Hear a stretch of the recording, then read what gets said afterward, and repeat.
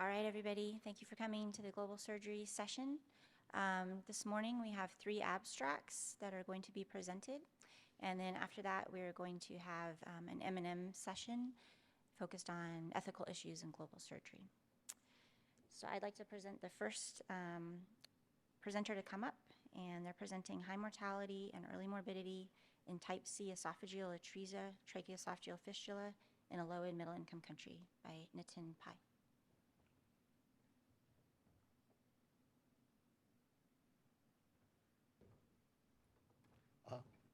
Good morning, everyone. Warm greetings from India. I'll be presenting my paper on high mortality and early morbidity in type C esophageal atresia and low and middle income country, a surgical audit. So currently, there's a shift of focus from the mortality to morbidity and the quality of life issues. Esophageal atresia has a high incidence of GR and anastomotic strictures, and active management help in reducing mortality and both morbidity in these patients. So the purpose of my study was to study the surgical outcome, early morbidity, in stricture rates, GR rates, and its complications, and the mortality. It was a prospective observational study in one of the government-run hospitals in Delhi for 1 year and follow-up for 9 months. The sample size was 50. So all infants underwent barium swallow at 8 days, second at 2 months, GR scan at 2 months, and endoscopic follow-up at 2 months, 6 months, and 9 months. So the primary outcomes were the leak rates and the stricture rates. So out of 64 patients after exclusion criteria, the total sample size was 50, out of which 33 were males and 17 were females. The most common associated anomaly was the cardiac, accounting for almost 50%, 18% of the anomalies. We divided based on gap length, short, less than 1 centimeter, 1 to 2 centimeter, and long as more than 2 centimeters. So we had 22% cases which are short gap, intermediate were 52%, and long were 26%. Out of anastomotic leak rate was 32%, out of which most were 87% were minor. And most of this were diagnosed on endoscopy with the symptoms. Out of 11 patients with stricture, 4 patients required more than 2 times dilatation, and rest were less than 2. In our study, there was no significant relation between the anastomotic stricture and the other associated factors. GR rates was mainly clinical GR and GR scan at 2 months of age. So we had a high GR, which is expected in infants. Respiratory morbidity in terms of recurrent pneumonias in admissions in the first 9 months were 44%. The overall survival was 64%, and sepsis was the most common killer.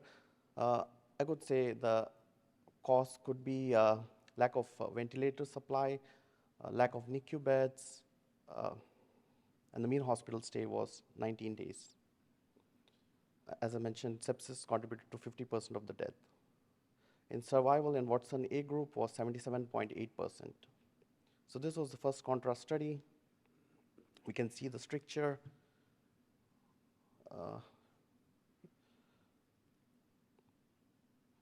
And this is how we did dilation in the operating room.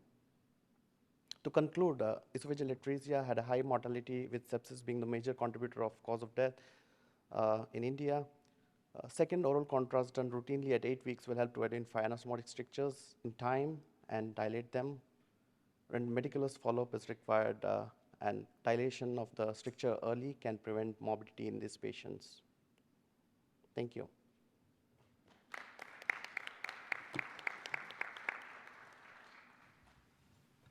So feel free to ask a question.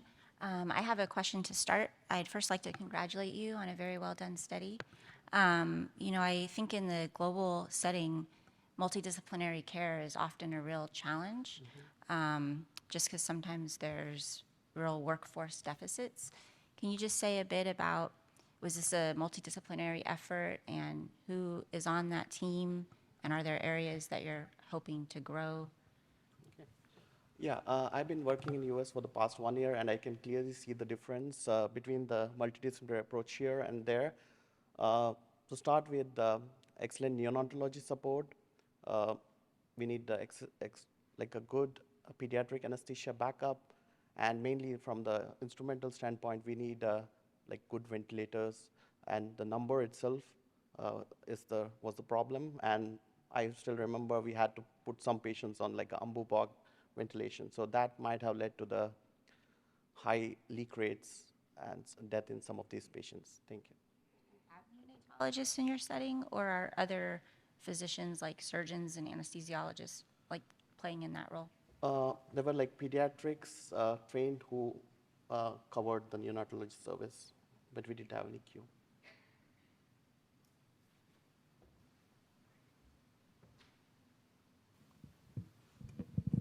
Hello. Okay, thanks. Eric Hansen. Thank you for your presentation. You had a lot of nice data. You mentioned sepsis was a leading cause of death. Was that sepsis related to a leak, or was this in the context of malnutrition? What type of sepsis, or what was the underlying cause of sepsis in those kids? Okay. So we excluded extremely preterm babies and patients with severe cardiac anomalies, just in case that was the cause of mortality in less than in some of these patients. But I would say sepsis per se, due to Pseudomonas and some of the organisms, were the cause of death. It's a really nice study. This is Phil Frickman, Los Angeles. So two things. You kind of went through it quickly, so I didn't really see it. But did you have any recurrent fistula? Was the first question. And the second one is, did you run into patients that had severe tracheomalacia that needed intervention? Because in the series that you have of 20, of a fair number of patients, you would expect to see at least some of those that probably have pretty severe tracheomalacia. So I'd like to hear your thoughts on that. We didn't have recurrent tracheoesophageal fistula in my study. We had a couple of patients with, like most of the patients had some degree of mild tracheomalacia, but one patient did require intervention. Otherwise, I think, as you see, there's a high respiratory morbidity as well. So that's one thing which requires more, and there's like a lack of proper interdisciplinary approach for evaluation of cause of respiratory morbidity as well in my study. Right, and I guess did you do bronchoscopy on these, or to see kind of the degree if that was a factor? There was no pulmonary service so that was one of the, we didn't have adequate means to evaluate the high respiratory morbidity in this. Thank you. Thank you. All right, thank you very much. Thank you. Okay, our next abstract is actually pre-recorded. So as we get that up, it's entitled Non-Standardized Nutritional Parameters Offer Varied Perceptions of Malnutrition in Pediatric Surgical Patients in Uganda by Dr. Oyania. Hello, my name is Felix Oyania from Bara University, Southwestern Uganda, presenting on behalf of the team led by Dr. Sarajan Commander. Our work titled Non-Standardized Nutritional Parameters or Varied Perception of Malnutrition in Pediatric Surgical Patients in Uganda. Access to pediatric surgery is a major health challenge in sub-Saharan Africa. Uganda, with 39 million people at the beginning of this project, had only 4 pediatric surgeons. The team is constantly presented with a large backlog of cases. The pediatric surgery team in Uganda has a database consisting of over 900 children with colorectal surgical conditions. Almost all children wait over a year before surgical repair. Therefore, we created a program to monitor the baseline characteristics, including nutritional status of pediatric colorectal conditions in Uganda. The children undergoing elective colorectal surgical conditions were prospectively enrolled from July 2019 to January 2021. Clinical data and interviews were held at 3 points, preparatively, on the day of surgery, and 30 days post-operatively. 100 children were enrolled. There were 51 with aneurysmal malformation and 21 with Hirschsprung's disease. 6 died during the project. and 4 were due to Hirschsprung's disease, and 2 had an aortic malformation, all died from home with a known illness. All families had to pay to get to the hospital and often use multiple transport, such as buses and taxis. This chart shows 34% of the patients had surgery rescheduled at least once, which led to unnecessary cost and time. Currently, patients have no means of communicating with the surgery team, so many travel back and forth in between visits. More than one unnecessary trip was required for 83% of the families, and 39 of the families made 5 or more trips to the hospital. Surprisingly, we found out that of all the children that we surveyed, 76 were not allowed to attend school due to the presence of ostomies. Several children miss years as they're waiting for reversal or never return to school at all. The World Health Organization measurements of malnutrition are used worldwide and have been studied extensively in various settings. However, this has not been widely applied to pediatric surgical patients. It is unclear which measurement is feasible to perform in low and middle income countries and which measurement is most predictive of surgical outcomes. There are 6 main measurement scales that are used, and we measured each child for these scales preoperatively, on the day of surgery, and postoperatively. This is an example of some of the charts used by World Health Organization. Here, we measured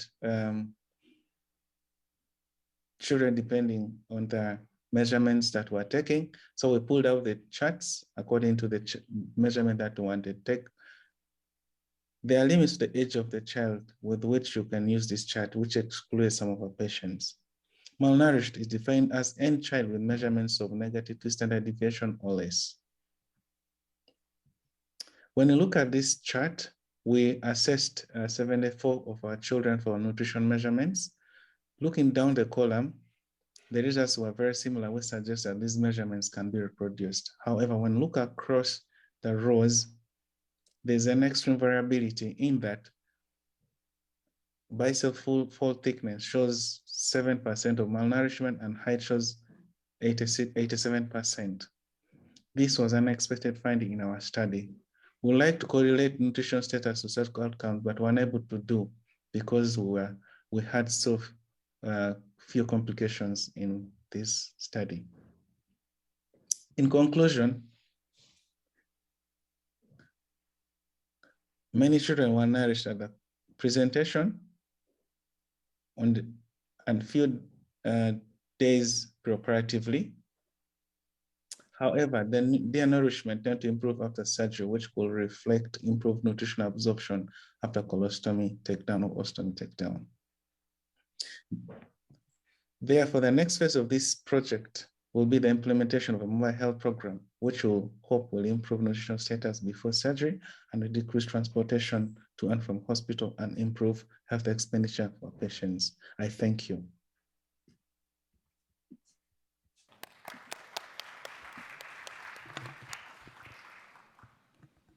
Do we have okay, Dr. Oyania is not obviously here in person, but sure, bring up a question. Dr. Navani.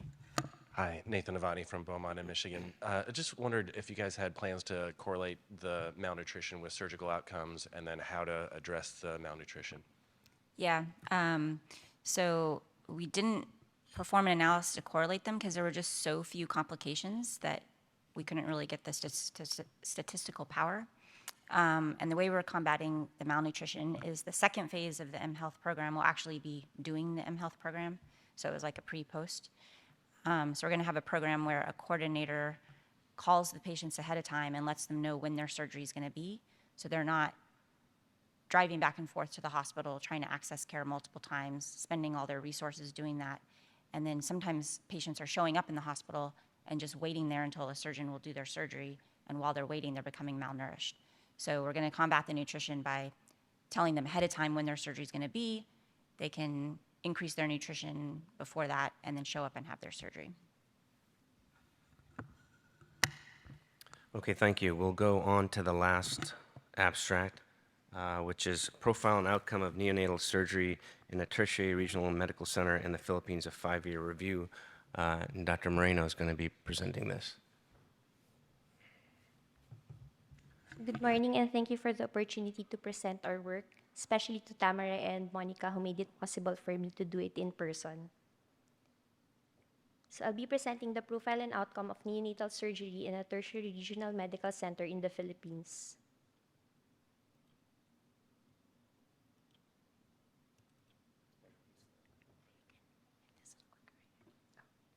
Thank you. So I have no disclosures to make.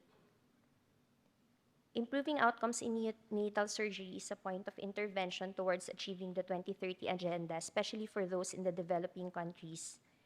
Though there has been a moderate reduction in neonatal mortalities in high-income countries, this improvement is more pronounced in high-income countries and less in low-income countries. Unfortunately, the developing countries are still far from achieving their goals.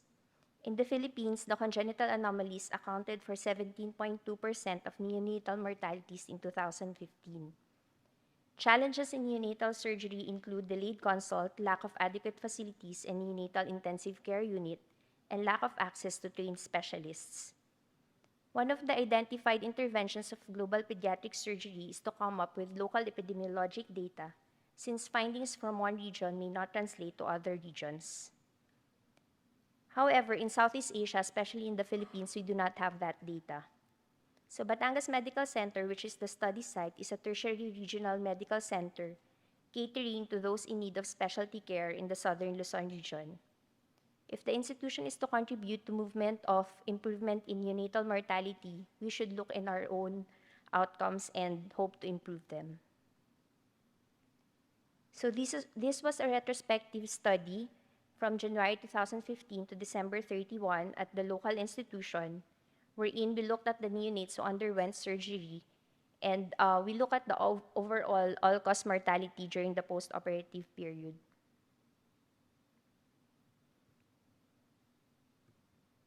So a total of 213 records were retrieved, but only 206 were included, and 58% of these patients presented at less than 24 hours with a range of time at being inborn or at time of birth up to 23 days. More than half are from the province, but the rest are from the other parts of the region. The birth weight ranged from 1.1 to 4.1 kilograms. 199 or 96% of the mothers reported at least one antenatal care.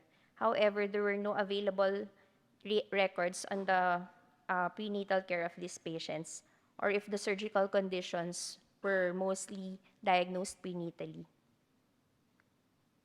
So the most common surgical diseases were still due to congenital anomalies such as anorectal malformation and other anomalies of the GI tract, neural tube defects, and abdominal wall defects.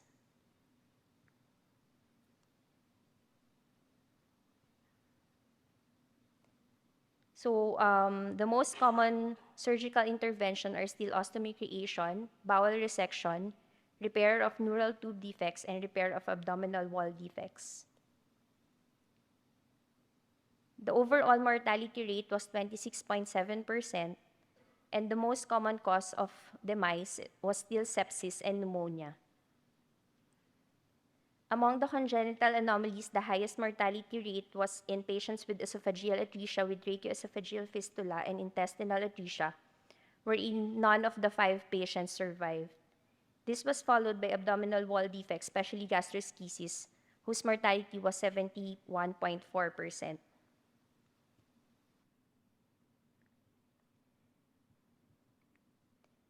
So looking at the factors that were related to mortality, we looked at the age of the patient, the maternal age, the sex of the patient, maternal parity, place of delivery and the attendant at delivery, the operative diagnosis, the type of surgery done, and preoperative access to ICU, but they were not found to be significantly associated with mortality.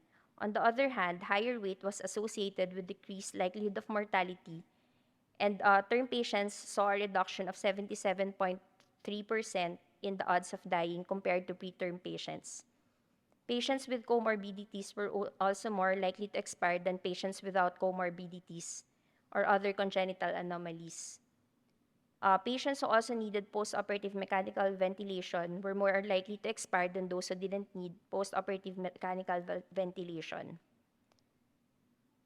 So when we performed the multivariate logistic regression with these variables associated with mortality in the univariate analysis, only weight, comorbidities, and postoperative mechanical ventilation usage was added significantly to the model.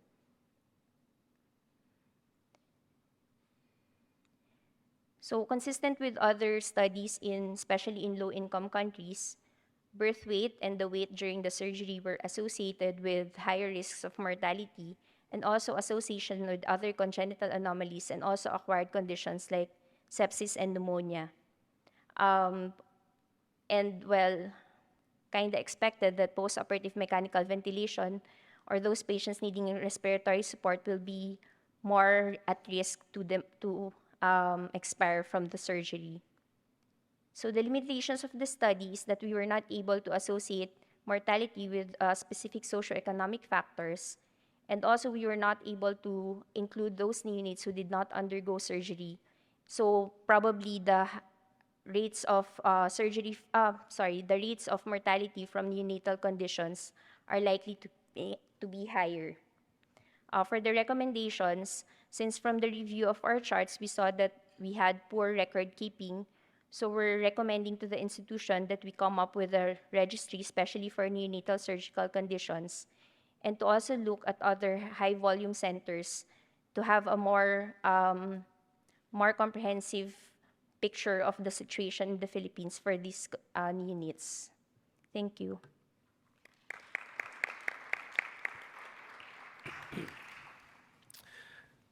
There are questions. You can come up to the mic. I'll start off with the first one. Is in your setting, it sounds like is this a combined issue where it's resources and a need to improve care? And then, with regard to the second one, care pathways have been shown to improve outcomes. Do you have care pathways for these kind of patients, for example, that might govern the time they would be on the ventilator or the general postoperative care while in the neonatal ICU setting? Well, for the access and the effects on the patients, the problem is we don't have a lot of pediatric surgeons in the area. So most of them will come from far away provinces. So when we receive them in the institution, they're already in sepsis or they already have pneumonia. For the clinical care pathways, we have our protocols in our institution, but also the limitation is there are only 2 pediatric surgeons in the institution. So more or less, it's us who manage the patient as they come, and we don't have the other subspecialties, especially for pediatrics and the neonatal specialties to help us. Thank you. Congratulations on a very comprehensive study of these patients. Monica from Chicago, Langer. I just was wondering, what was the time to mortality on average for the patients? Were most of them dying within a relatively quick time of presenting, or was it, weeks later? So this is another one of the limitations of the study, since it was a retrospective review of the charts and record keeping was not that stellar. So that's why we're recommending to have a registry in our institution. And from the perspective of the department, especially with the data that we came up with, we're starting our own monitoring on our division. So while it's not yet institutionalized in the whole institution per se, we have our own monitoring in the division. So for this study, we still haven't had the time to, or the opportunity to look at the time to event problem. Thank you. Well, we'll look forward to hearing about your registry in a future talk. Hopefully. Thank you. All right, thank you very much. Okay, so now we're going to get really serious. We're going to do our M&M session, and for just that purpose, I brought my white coat today. And we're going to talk about global surgery ethics. And we're going to start with Dr. Fitzgerald. All right, good morning. Welcome to the Surgical Morbidity and Mortality Conference at the University of Best Intentions. We will be reviewing 2 complications today. As an effort to increase our department's knowledge of global surgery, we will be reviewing 2 complications submitted by our faculty members who participate in global surgery efforts. As a reminder, this meeting is confidential and privileged information, but everyone is invited to participate in the discussion of the case. We will have a few polling questions during the case. So if you guys go to the app and you go to our session, you'll see when you pull up the session, there's a little thing that says polling. And if you click on that, the questions will come up. It's kind of weird because they're in the reverse order. So the first question is at the bottom of the page. So when we get to that question, everybody can vote and participate. Okay, so I believe that Dr. Langer is going to be presenting our first case today.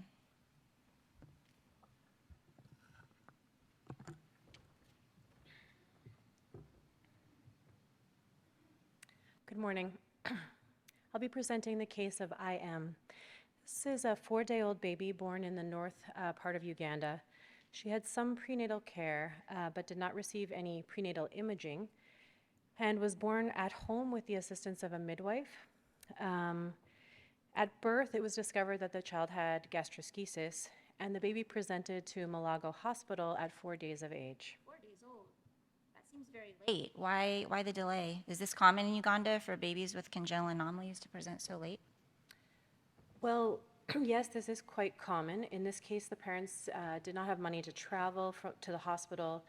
They first needed to raise funds from family members and their community, and then they traveled to the district hospital, in Lira, and then that was closer to their home, but that hospital did not have any pediatric surgeons, so they were told they needed to come to Malago, which is a 12-hour drive from that hospital.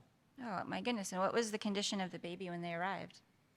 The child was cold and dehydrated, the intestine was inflamed, and there was a segment that was questionably ischemic. At admission, we placed an NG tube, which had not been there. The nurses started an IV and began resuscitation. The child had been intermittently breastfeeding up until that point and was vomiting. I was the visiting surgeon on a global health trip and made the decision to post the child to the operating theater for placement of a silo the next morning. You posted the baby for surgery. Why didn't you just place the silo at the bedside when the patient arrived? There are no pre-made silos available. Those that we have here in the U.S. cost around $250, and the median family income in Uganda is approximately $20. So our plan was to sew a urine collection bag to the abdominal wall defect as a way to contain the bowel as a modified silo. Okay, I see. Please continue. Here's an example. So the baby was taken to surgery and an improvised silo placed on day of life 5. Postoperatively, initially the child was stable and we were able to reduce some of the bowel. However, the abdominal wall became inflamed. We were never able to start feeds and the child died on day of life 10. Sounds like a very unfortunate and difficult case. If the audience will please vote on the classification of this mortality, and after that we will open this up to the floor for discussion of the case.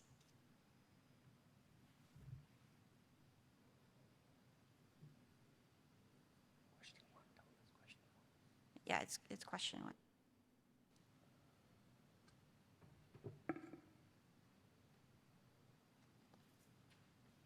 Okay, so it looks like most people are voting that this is a systems error.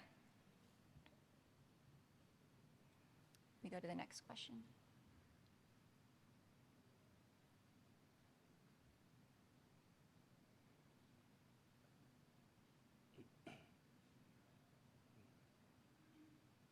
So go ahead and vote on question number 2.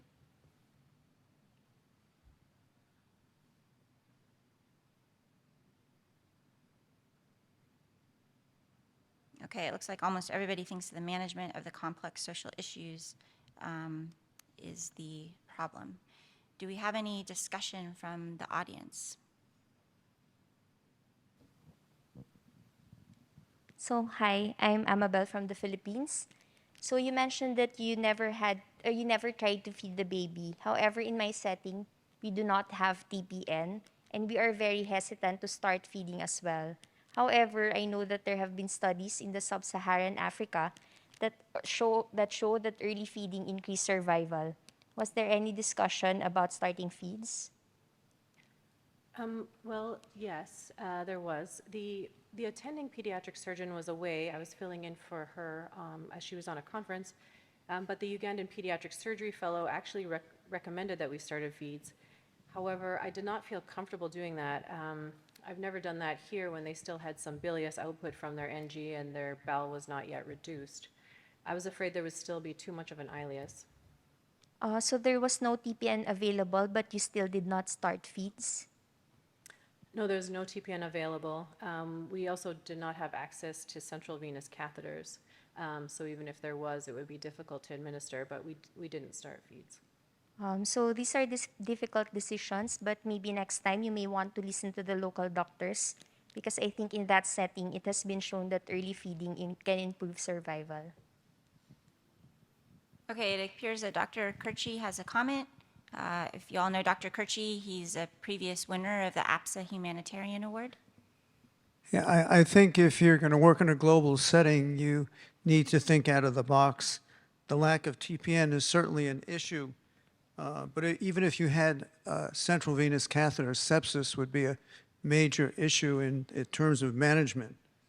In our work in Rwanda, the real challenge is the shortage of nursing care, and the nurses would need to be trained to care for these catheters so you don't have an additional morbidity. Looks like Eric Hansen has a question. He's also a winner of a humanitarian award. Can you tell me what was the discussion about the prognosis for in the consent process with the family? I tend to have a similar consent process. So I explained to the parents what gastroschisis was and that I expected this was a survivable condition, and in general, outcomes are quite good. The parents were certainly concerned that the baby may not survive, of course. I really did have quite a bit of hope in this situation, though, and I feel quite terrible that the child didn't survive, and I wasn't able to really convey that in the discussion. What was the family's financial status going into this decision? Well, I wouldn't really take financial status into account. I would hope that I treat all children the same, whether no matter what their financial status is. So I'm not sure. That seems a bit unethical. I didn't ask. Just as a point of commentary, during my time in Kenya, I was taught by my Kenyan colleagues actually that the family's financial status was really part of the H&P, and they were taught that in medical school. I was encouraged to do that, and I think these catastrophic expenditures have broad effects on the family. Schools can't be paid for. These long-standing issues that may come up. I had more than once mothers whose husbands left them because the mother chose not to abandon the baby or not to move toward a palliative kind of option. And so I think it's really complicated, but the financial issues are incredibly important. Yeah, I can see what you're saying. In fact, after this child died, the family wasn't able to bring the body back home on public transport, but they could only afford to take the bus home. So they couldn't bring the baby home to be buried with the family, and that was certainly very upsetting for them. So I did see the effect of that. All right, well, we have delved into some serious ethical issues here, and I think that we're over our heads. Is there anybody here who knows anything about ethics who could help us with this?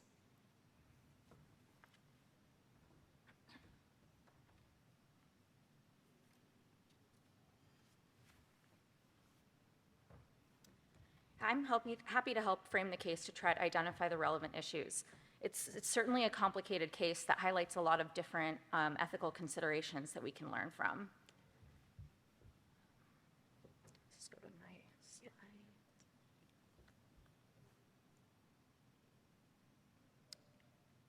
I think it's relevant to take a step back and look at what we're trying to accomplish in the big picture. It may seem obvious that we're trying to do the right thing, and the right thing always varies with individual patients and families, but in this case, we need to evaluate how the right thing may be different in other cultural contexts.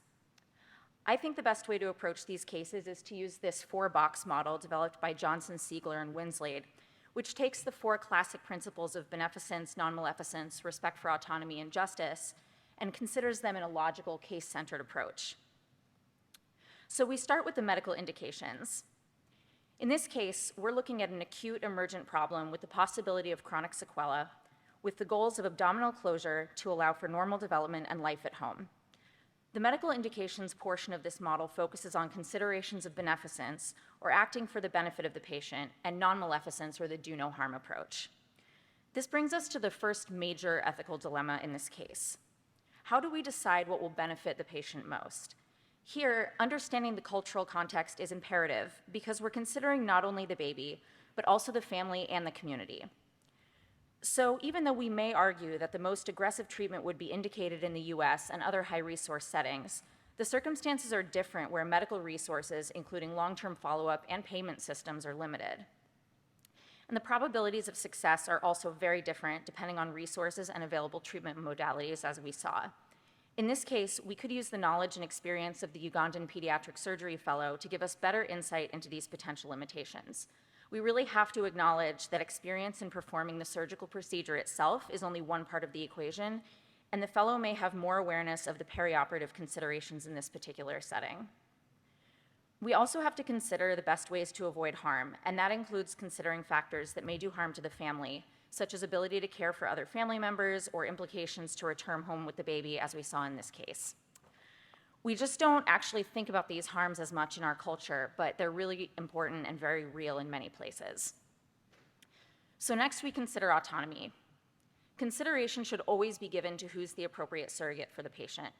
There may be cultural considerations to this, both in determining the appropriate decision maker or makers, and in what constitutes the best interest standard in that given culture.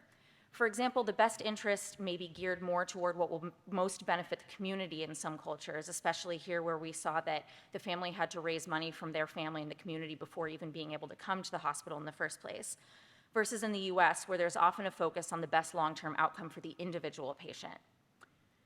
I think the second major ethical dilemma in this case is that of informed consent. Language barriers need to be considered, and there may be an added degree of pressure on patients and families to accept recommended procedures. That may be related to cultural views about medical providers and may be further compounded by additional pressure to listen to a visiting physician from another country who may be there temporarily and who's there to help. The amount of medical detail it's appropriate to provide may also vary in different cultures, especially in the framing of potential complications, and so that requires cultural awareness as well.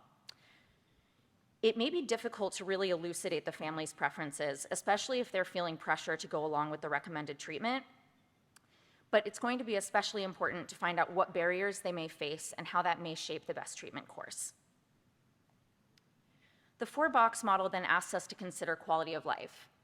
Again, this necessitates cultural understanding and consideration, especially in looking at the effects of long-term sequela. Certain physical or social deficits may be much more detrimental in the environment the child will grow up in, as Dr. Hansen mentioned. And there may not be adequate support for them to do well or even to survive in lower resource environments. We as providers need to be especially cognizant about our own biases about quality of life and how we may tend to view that through a Western lens. So again, in this case, it may have been helpful to consider what quality of life implications aggressive care might have, both for the infant and for the family, in conjunction with the probability of success of treatment. Finally, we look more deeply at the contextual features, which I think represent the third major ethical dilemma in this case, which I think has become clear. We have to ensure that there aren't other individuals whose voices need to be part of the discussion. That may include community leaders or other further distant family members. It is often uncomfortable for us to discuss financial factors. In high-income countries, there often are systems in place to ensure the availability of care for those unable to pay, but the self-pay system still dominates in many low and middle-income countries. Despite our discomfort with it and our feeling that it may be unethical, the reality is that paying for medical care may mean a family can't send children to school or can't feed everyone or may not even be able to travel back home. These are relevant to the long-term well-being of the entire family, which includes the patient. And we unfortunately did see this play out in the fact that the family had to take public transportation home, which made it impossible for them to bring the baby's body home for burial, which was very distressing for them. It didn't come up specifically in this case, but part of cultural awareness may also include religious considerations or country-specific legal issues. I think education considerations are also relevant in this case. We learned that the Ugandan pediatric surgery fellow described the usual course of treatment, and in these scenarios, I think it can be helpful to draw on the knowledge of trainees to help us consider factors we wouldn't normally think of. Finally, we should always be aware that any organizational conflicts of interest may exist, whether those are of the local hospital or the home hospital of the traveling physician. In summary, I think the four-box model is a good approach for any ethical dilemma, but I think it's particularly helpful in global health. It really gives us space to highlight the contextual features and relevant cultural factors rather than only focusing on how a given medical treatment may physiologically best benefit the patient. I think a lot of this context has to be learned locally, and it often just can't be learned from only the family. So listening to and learning from local hospital staff is extremely valuable in potentially avoiding some of these ethical pitfalls. This was a difficult case, but I think consideration of these questions may help us to better address these challenges in the future. Thank you much. Thank you very much, Dr. Vanderhyde, for those nice overviews of the ethical issues. I believe we have one last case to discuss, and Dr. Krishnaswamy will not moderate this discussion. All right, good morning, everyone. Again, we'll today be discussing a case that we encountered during one of our scheduled mission trips that we're very proud of here at the University of Modern Medicine with our sister institution, the Hospital of Presumed Inferiority. Here to present the M&M is one of our star residents for M&M for patient HD. Good morning. I'm Guy White, and I'm a second-year resident and here to present the M&M. This patient is a 3-month-old that presented to the Hospital of Presumed Inferiority. He was a term baby and presented with some distension on exam and decreased stooling. On exam, he was moderately robust, he wasn't dysmorphic at all, and his abdomen was quite distended. The anus was in the normal place and normal-sized anus. On exam, it was patent with a large amount of stool that came out after the exam. We started rectal irrigations and got a lot of stool out. His labs were normal, and his abdominal x-ray showed moderately distended bowel with suspicion of a distal bowel obstruction. At this point, we were thinking Hirschsprung's disease, and we irrigated for several days and took the baby to the operating room for an open biopsy with a primary pull-through procedure through a mini laparotomy. The anastomosis was several centimeters proximal to the obvious transition zone, and, and we didn't perform a colostomy at that point. Post-operatively, the patient actually did very well, tolerated a diet, no longer needed rectal stimulation, and then was discharged home 1 week post-operatively. Thankfully, so we were there for about 2 weeks. We went back to the US, and then thankfully we came back about 6 months later for another trip and found the same patient represented, this time with severe distension, poor weight gain, and we found out that there had been multiple episodes of Hirschsprung-associated enterocolitis. So we took the baby back to the operating room, performed an open rectal biopsy and colostomy at that point. The pathology revealed that the anastomosis was indeed within the transition zone, and when we reviewed the initial pathology, it confirmed the same thing. Since then, the baby's done well with no recurrent episodes of Hirschsprung's associated enterocolitis. All right, thank you for presenting this very interesting case. We'll start with a few questions from the audience. If you go to your app, it will be question number 3.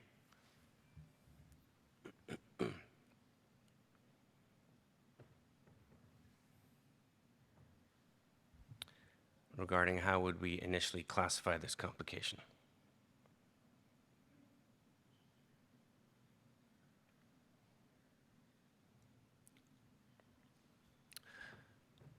Okay, it looks like most of you, 23 out of 33, thought this was potentially preventable. Go ahead to the next question. Question 4 is classifying this error.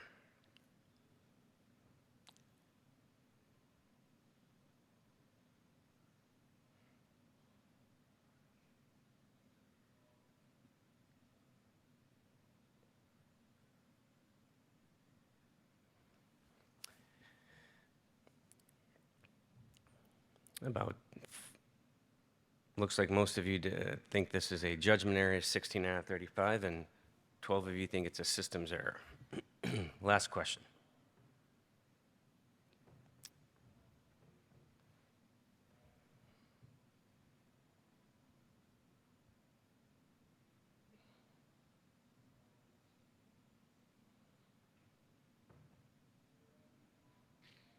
Okay. The majority of you, 25 out of 35 or so, thought the problem is all of the above.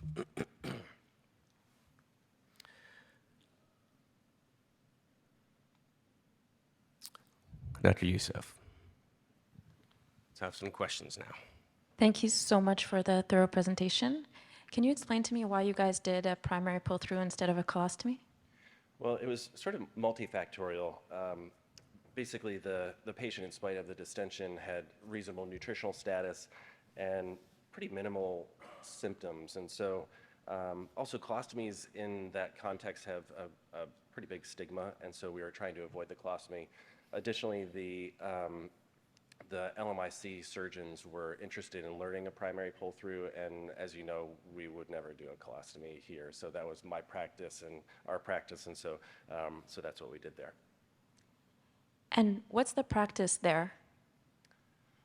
I mean, I think we discussed it briefly, but I think they typically would do a colostomy, but we really wanted to show that this is able to be done in a single stage procedure. But I don't know for sure that we talked about it specifically, what they would do. You didn't talk about it specifically? I mean, maybe it happened when I wasn't around, but I don't remember a distinct conversation. Isn't that a bit problematic if you didn't talk about what they usually do there? I see your point. Question. Yeah, Steve Bickler from San Diego. Along the same lines, can you describe the relationship you have with the host institution? Oh, well, so it predates me as a second-year resident, but it's been a long-standing relationship, and typically we do 2 to 3 mission trips per year that last about 2 to 3 weeks. Okay. And then, I understand we're only discussing one patient, but, how are you going to prevent this terrible complication from happening again? And even more important, have you discussed the goals of the relationship or an exit strategy? And I know this sounds like you're dating somebody and one person is saying, what's going on and where this relationship's going, but this is incredibly important. Well, I mean, I think our relationship has been primarily focused on surgical technique and management of clinical cases, and I don't know if I really understand your question about the exit strategy. It's an ongoing collaboration, but as far as I know, I don't think there's a set end date. Okay. And then, I might have missed this, but is there an educational aspect to your program? Yes, absolutely. This is a really important part where we just go to educate them. Yeah, I would argue that, you need to be a little more specific. And could you describe the educational aspect of your collaboration? Yeah. I mean, well, it's case-based learning on the ground, and then the structure beyond that is I don't know. We definitely well, it involves research too. We actually do a fair amount of research with them as well. Yeah, why don't you go ahead and show them our proud research collaborations? Yeah, actually, we're really proud of this. This is the most recent paper, and it actually ends up having to do with Hirschsprung's disease. You can see it was published in the Journal of Myopic Modern Medicine, and if you look through the authors, so Dr. Carlisle, I think you guys know her. She was in with mentorship from Dr. Krishnaswamy. There was a tremendous amount of effort after we did 40 of these cases over just 5 trips. But Dr. Carlisle helped a lot with the statistics and the development of this study. And then Sharzad, it was wonderful. She has so much experience with this. Yasmin helped with... I think we have a question from the back. Yeah. out of curiosity, what prompted this review and study publication? By the way, I'm Philip from Nigeria. Well, we did these 40 cases, and we thought that it was going to be a great thing to write up, and so we wrote it up. So your partners thought that this would be a good thing to do, to review the cases, your partners? Yeah, after we told them, they were really excited. If indeed this is a review of cases from your collaborating institution, how come there's just one local author in the study? He was the most excited.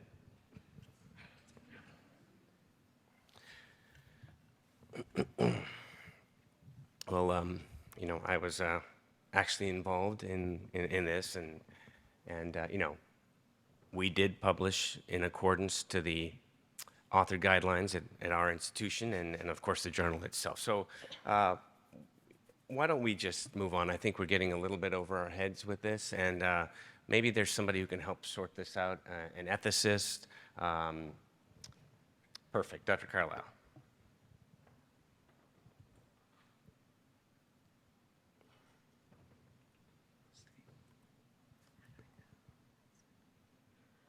Okay, good morning. So it's really impressive to hear the discussion around the surgical complications, but also the ethical complications in this case. I think we're all hearing that there are many.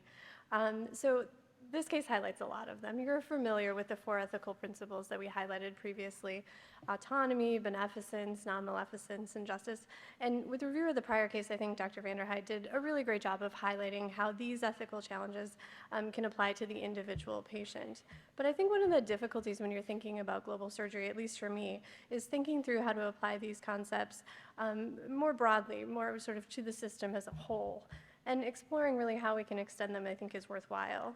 So additionally, I think considering the cultural relevance of each of the terms really adds to the complexity.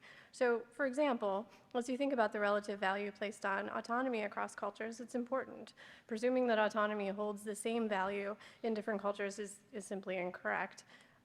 The idea that beneficence must also be interpreted within the values of a given culture is really important too. You know, arguably what it means to live a good life in one place is surely different than that in another place. And as we work to provide surgical care that promotes a good life for our patients, we have to think about things like the social and political impacts on the infrastructure within which their healthcare system exists. So thinking about importance of sustainability and continuity, as well as meaningful evaluation of the quality of our efforts, is also really important. In the US, we have things like NISQIP and other measures of outcomes, but monitoring might not be present in some of the LMIC countries that we work in. So, you know, we can argue the value of some of these specific measures and really the difficulty in measuring quality overall, but surely there must be some measure in place to consider that the surgical intervention in low and middle resource countries is of the highest quality. So the flip side of beneficence, you know, is thinking about non-maleficence, and it's really essential to consider how we frame that within our global surgical efforts. Assuring that our approach to surgical care makes sense with the available resources, with the familiarity and the skill set of the local team is critical to assure that we do no harm. Surgeons should also be sure that they're actually competent to perform the requested intervention and that it's not outside of the scope of their practice. And finally, assuring that interactions with local partners is really essential in practicing global surgery in an ethical fashion.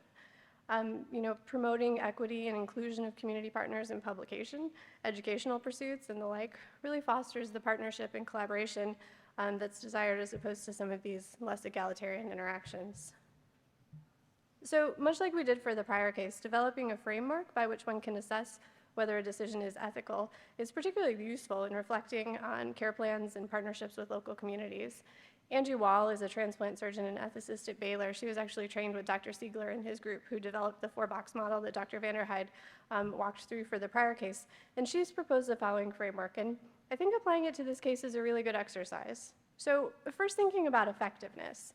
Was the option likely to achieve the desired goal? So this first requires identifying what the goal was.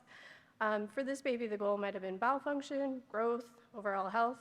Our presenter mentioned that avoidance of the stigma associated with a stoma and the need for subsequent operations was the goal, but did the local team agree with this?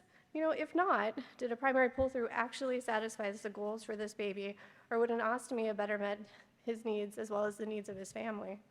Next, proportionality. Do the expected benefits outweigh the infringement of the option on the norms? So for this case, a primary pull-through wasn't the typical pathway in this setting, and the resources were lacking for follow-up. I respectfully suggest that no, it sounds like this child probably would have done well with a stoma, and that's more consistent with the typical practice for patients in this setting.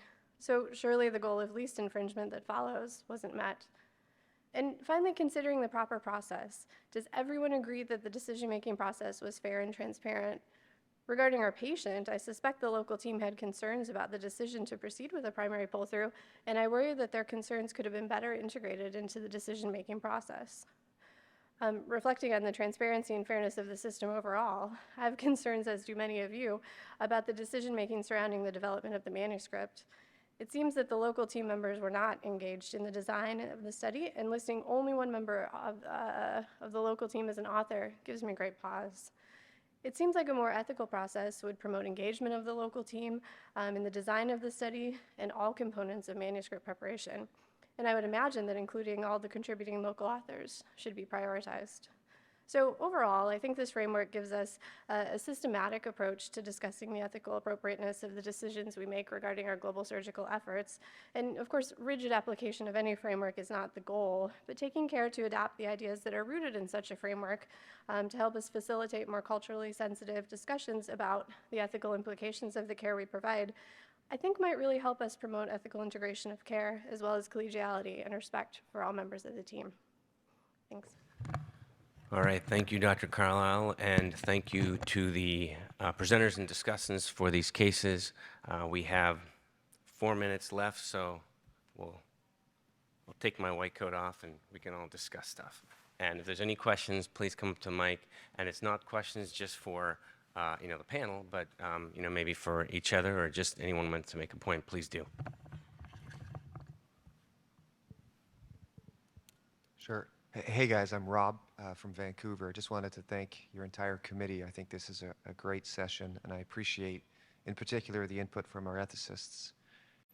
Returning to the first scenario, I just wanted to ask, because I have seen this in real life, the withholding of feeds to a child in that context. And I wondered whether you could comment, or those in the audience could comment about that as a means of a Hail Mary from a nutritional perspective, but maybe the best way for us to comfort a child like that and to comfort a mom in that circumstance.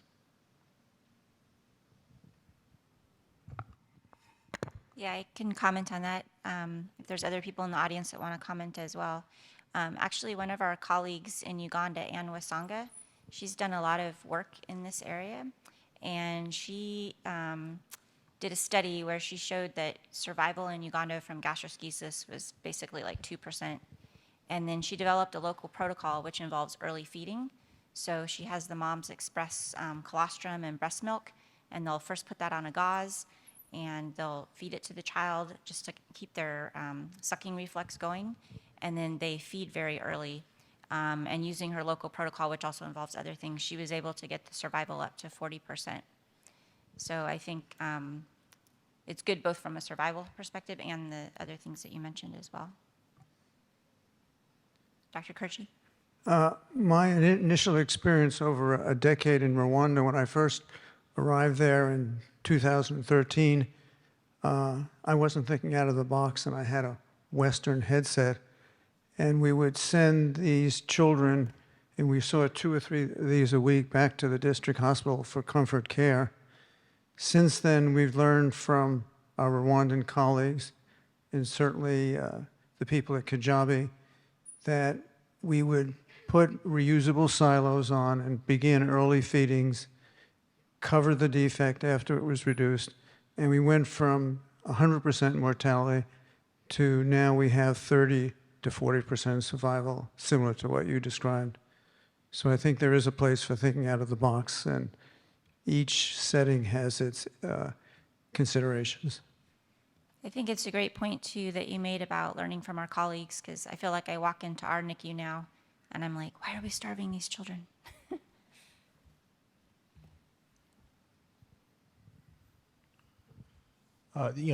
Getting to the second case regarding the basically a transition zone pull through. I mean, I think that's a problem actually that we face in the United States and Canada, where getting the pathology correct for Hirschsprung's disease is not a trivial matter. And I mean, I've been faced with this exact situation in China, and the hard part is making sure that the pathology is right, and actually making that during an operation is actually extraordinarily difficult. So in general, I've diverted cases simply until I get pathology that I could rely upon, because it's not uncommon that if you do redo work in colorectal, you see cases done in all the great institutions in the United States with transition zone pull-throughs because the pathology is unclear.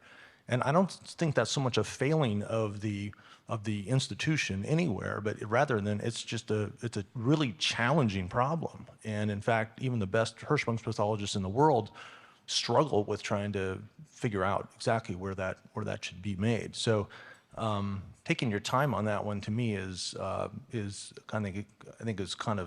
important.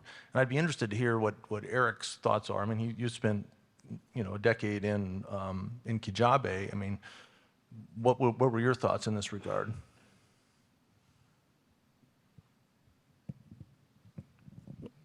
I think with Hirschsprung disease, you're right. It's hard everywhere. I mean, here I'm now in Dallas, and it's still hard, right? We were fortunate that we had some pathology. I think there are plenty of places who either don't have pathology or have pathology in a few months, right? A few weeks. I would biopsy my kids laparoscopically or through an infraumbilical, put them back on the ward, wait a week for the pathology, bring them back, then do them. But I could do the irrigations. I could make sure that they're doing okay. I think that I did do some primary pull-throughs. I guess we called it colostomy avoidance, but it was not primary because we're doing biopsies, but we're not diverting them primarily. I had many kids come to us that were sometimes 3, 4, 5 years old, and they had a proximal right-sided colostomy. And they were alive, they were healthy, they were doing well. I think that was playing the odds, right? You hit 90% of it if you do it over there. I think one of the things that we don't appreciate when we talk about, I think the presentation earlier about the colostomy in Uganda and what the implications are for those kids that aren't going to school is a huge deal.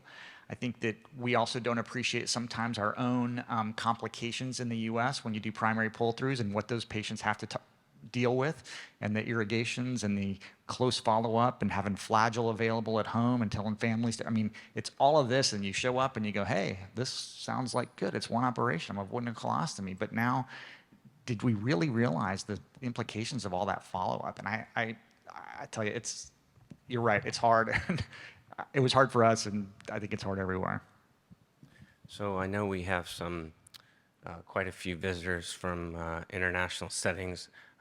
Any thoughts from any of our LMIC colleagues who are here regarding the cases or anything around what we try to do to help or ethics of anything?